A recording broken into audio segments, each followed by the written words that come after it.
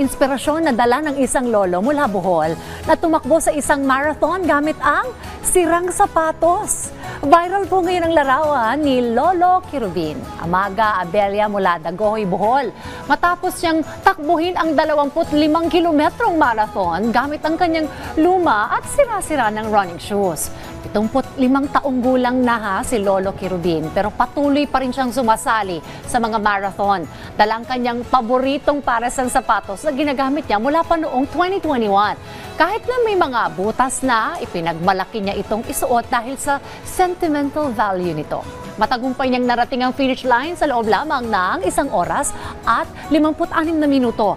Matapos mag-viral, bumuhos ang tulong kay Lolo Quirubin.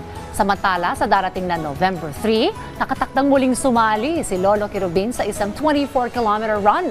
Tunay na hindi hadlang ang edad sa pagtakbo, lalong higit ang suot na sapatos. More than the shoes, talagang yung determinasyon ni Lolo Quirubin na matapos yung kanyang marathon ang mahalaga.